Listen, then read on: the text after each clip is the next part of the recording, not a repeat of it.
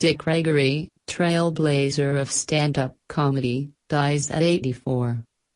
Dick Gregory, a pioneering force of comedy in the 1960s who parlayed his career as a stand-up comic into a life of social and political activism, has died Saturday of heart failure, his rep confirmed to The Hollywood Reporter. He was 84. It is with enormous sadness that the Gregory family confirms that their father, comedic legend and civil rights activist Mr. Dick Gregory departed this earth tonight in Washington, D.C., his son Christian Gregory said via a statement from his father's rep. The family appreciates the outpouring of support and love and respectfully asks for their privacy as they grieve during this very difficult time.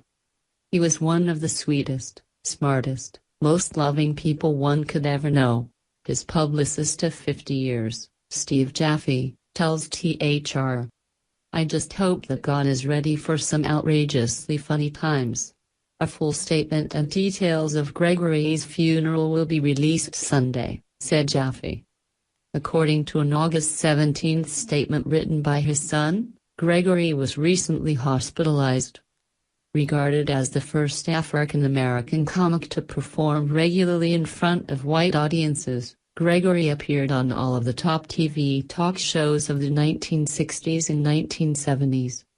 The St. Louis native cynically satirized racism and other social ills during his routines. Segregation is not all bad. Have you ever heard of a collision where the people in the back of the bus got hurt?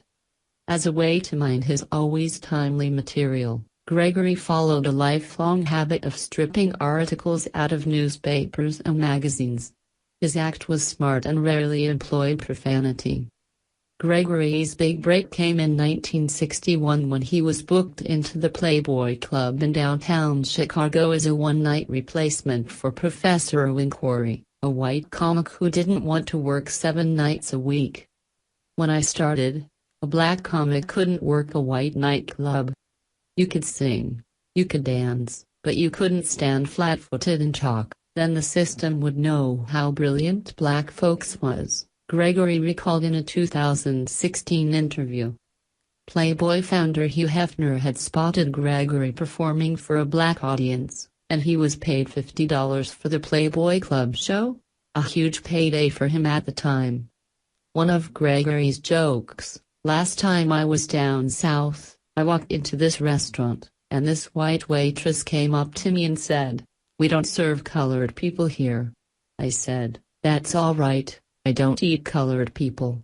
Being me a whole fried chicken.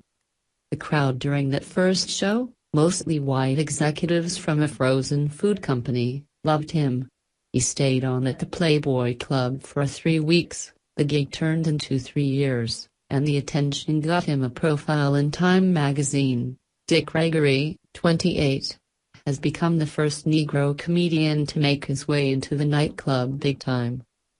He was invited to perform on The Tonight Show in 1962, but Gregory said he wouldn't go unless he was able to sit down next to host Jack Paar after his routine and be interviewed.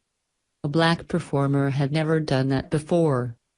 I went in, and as I sat on the couch, talking about my children, so many people called the switchboard at NBC in New York that the circuits blew out, he said. And thousands of letters came in and folks were saying, I didn't know black children and white children were the same. After the Tonight Show appearance, Gregory noted that his salary jumped from $250 for 7 nights of work, 3 shows a night, at the Playboy Club to $5,000 a night. And the next year and a half, I made $3.9 million, he said. That is the power,